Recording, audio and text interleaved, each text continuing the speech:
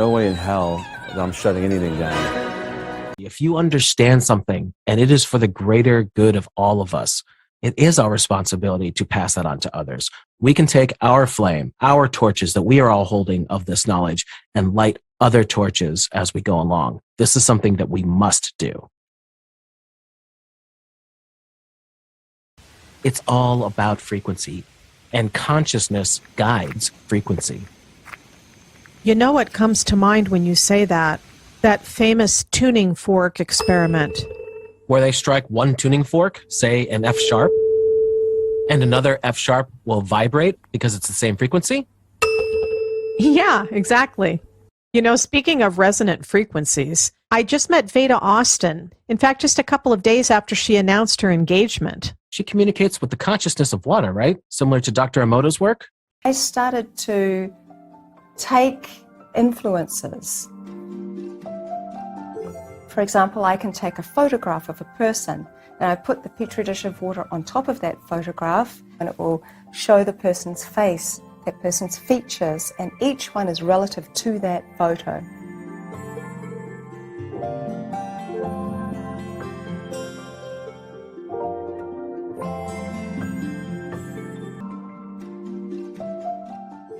I asked the water, I said, do you know who I am? And I was flabbergasted because there was this V-A in the ice. My name is Veda Austin. I wrote the word angel, and this beautiful angel formed in the shape of a woman with these wings. And I knew my body was detoxing something. Over the course of day 10 and day 12, 27 pieces of glass came out of my arm and my jaw, and they were from the car accident that I was in 20 years prior. It was almost as if this type of water had gone into my cells and hit such a high note that all the glass that was in me was pushed out. There is a great effort to provoke a fear response in the population, and that in and of itself is going to create ill health.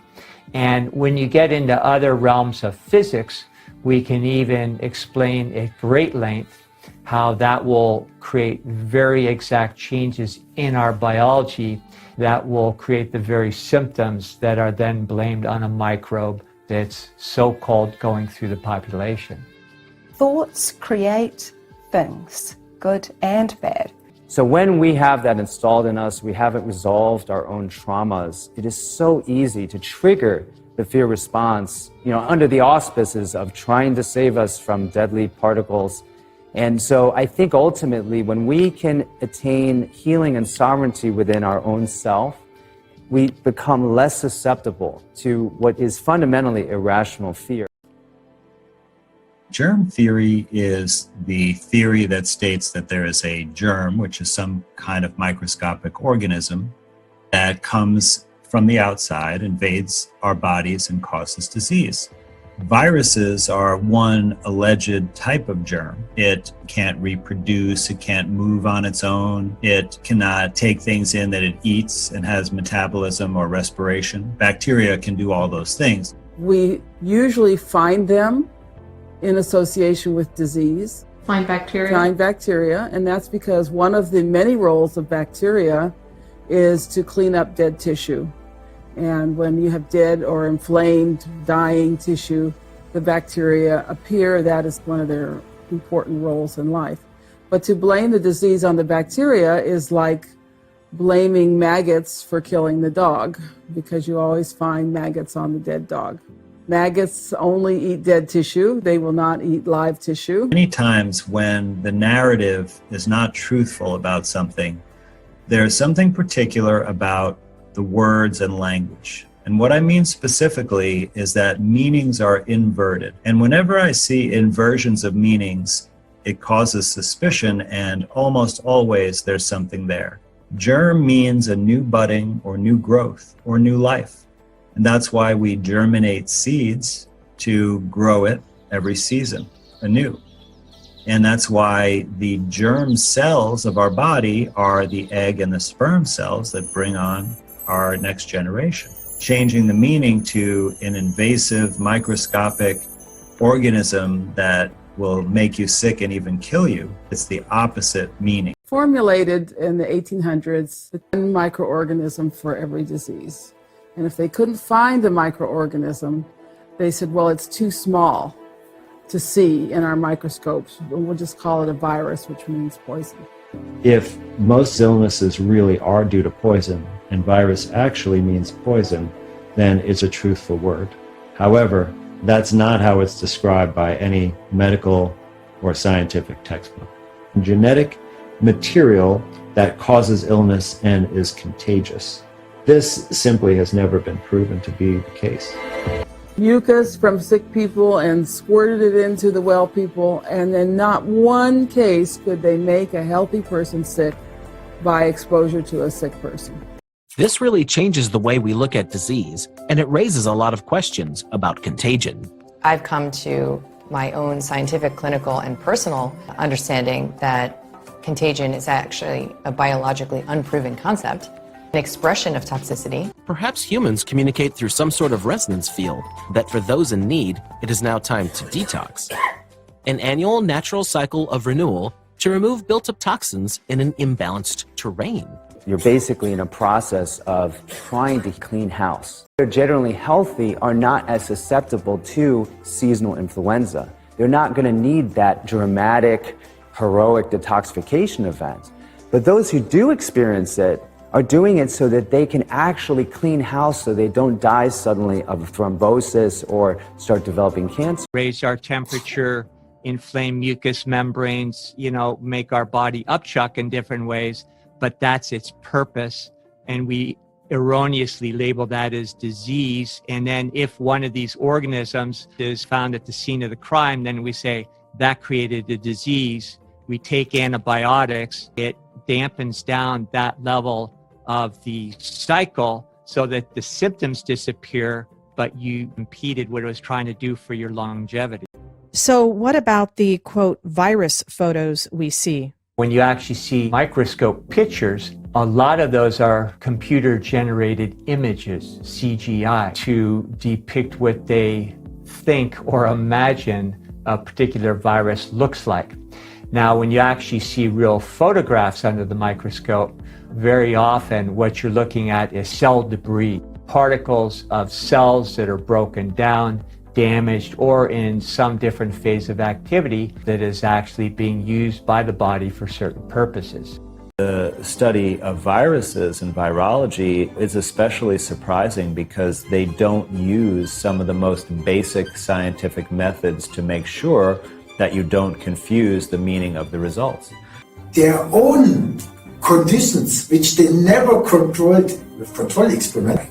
We don't look for the virus in the blood of AIDS patients. Instead, what they do is they have a test, a PCR genetic test. It's not really a test, it's actually a research tool. And what it allows them to do is amplify pieces of DNA that are present in only tiny, tiny amounts. A PCR procedure, and I'm not even going to call it a test, is a way to amplify genetic material. Now, when this is falsely applied as a diagnostic test, you can easily manipulate different parts of the procedure to get a different outcome. So, for example, if you want to create more positive results, you can adjust these parameters one direction, and if you want to get less or fewer positive results, you can adjust it the other direction. And another huge thing that seems to have gone overlooked is the striking similarity this whole fear-demic has with the AIDS epidemic. Yes, more or less a template of death diagnosis with fraudulent tests with the same players in charge. This topic deserves a whole episode.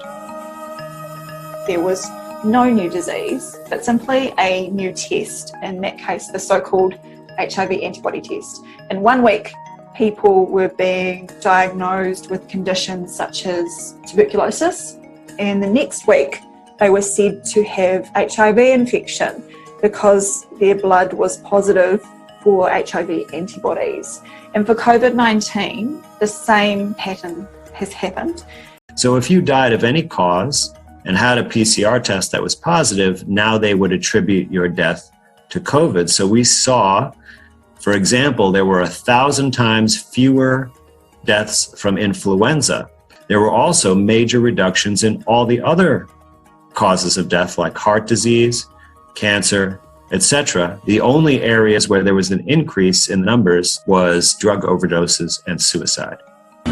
We've seen a year's worth of suicide attempts in the last 4 weeks. Isolated HIV particles from somebody with AIDS. They can't do it. It's simply not there. It hasn't been done for measles. It hasn't been done for Ebola, Zika.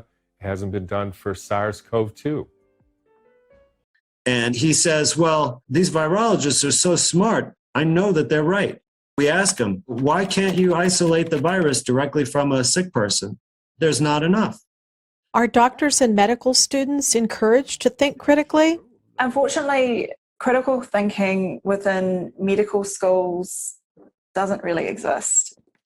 When you go to med school, you have to take on the dogmas that are taught to you. Otherwise, you won't pass your exams. Questioning me why I did talks and education on HIV and AIDS, because I was a full believer in this concept. And he asked me if I checked the evidence. I got a red face immediately because I realized I didn't check it. I believed it. This is actually an incredible moment of realization that Dr. Lanka has shared with us. One of the hardest things for people to accept is that perceived authorities may just be regurgitating what they've been led to believe. How can all these incredibly smart people have got it so wrong? It's very simple. They started with a premise. Only physical substance exists. Once you get that wrong, everything else is wrong. Louis Pasteur started us on this merry-go-round that just keeps devolving not only our biological integrity, but also our level of consciousness that has been dampened down on so many levels. Glorified as the father of germ theory, Pasteur's published diaries reveal fraud, the falsifying of results, plagiarism, ties to French aristocracy, and, interestingly, he was said to have recanted germ theory on his deathbed in a letter to contemporary Claude Bernard. Manufacturing a polio vaccine. But, and this is a big but, he discovered during his experiments that the cell culture died without any sick sample added. Remember the virologist's isolation experiment? This actually was the first and only control experiment until Dr. Lanka's last April. The vaccine paradigm depends on this belief system, and virologists have never been permitted to question this. So Ender's findings were kept quiet. The Nobel Prize, no doubt, helped to that end. Reducing the nutritions, and that's the reason why it's staying in the test tube. In the virology literature, the word isolate, they once again invert the meaning, and instead of separate from other things, what they mean is add to more things. So in other words, increase the complexity of the mixture rather than purify out a single component so you can study it. Well, it would overturn the whole virus theory. That would upset huge commercial interests. The pharmaceutical industry would be crushed because vaccines are a huge portion of their revenue. A gallon of gas, $4.13. A gallon of organic milk, roughly $7. A gallon of injection, a little harder to calculate as the costs fluctuate, currently set at pandemic prices, expected to go up soon. Currently, a gallon costs around $100,000. I'd like to recognize that this is spiritual warfare and really sorcery.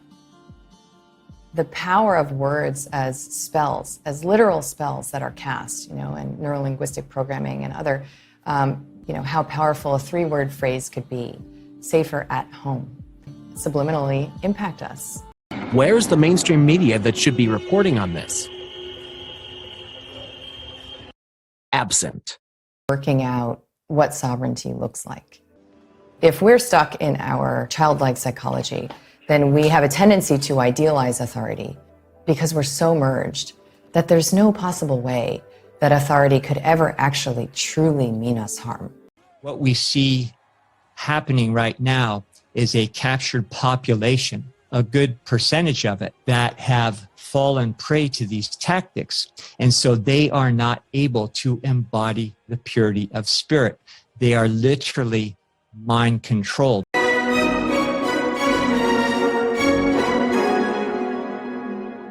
Thank you for our freedom, Basilico. We hope more people will follow suit. Very good food. This is about exercising our liberty and our freedoms. But the freedom is what brought me here. You gotta take off your mask, though. Oh, yeah? Yeah, you gotta take it off. Yeah. You gotta take it all the way off. There you go. There you go. Enjoy. You know, I didn't pick this fight. You know, they did. I don't call it civil disobedience, what I'm doing here. I don't call it a resistance either, because we're attacking. We're attacking the enemy. You're not gonna win by being quiet about it. There's a lot of businesses out there that think that they're fighting, and they do it by having a side door open. That's not how you fight. You fight openly. There's no way in hell that I'm shutting anything down. You rock, Tony. Right. Well, no, this isn't private property. I have a public right of way. It's not private property? Have your name and badge. Yes. Come on. Hey, don't push me. Don't push me. Hey, stop pushing me. You're not coming outside. You don't have a reason to use force. I didn't use force. Believe me, if I used force, you would know. No store can make a policy that violates the law. Okay, sir, do you have any idea that we're in an epidemic? No city can make a policy that violates the law. Does that make sense? Does that not? Officer, your health information is protected by federal law as private. Okay. Don't you want your voice heard? Did I break the law? I'm going to document that this happened. Are you detaining me? Don't you want this documented? Okay, let's go, Lauren. These stores that are telling you that you can't come in, they are breaking the law. And when they tell you that it's their store policy, it doesn't make it lawful. Government knows that it can't make these laws, so it's using the stores as the law enforcement to do so by design. Thanks for fighting for our rights, officer. Great job. The Constitution was created to prevent the government from trampling on our rights. When I get together with people who realize that these policies are detrimental, I mean, it's hugs galore. I mean, everybody wants to hug each other because they're so starved for it.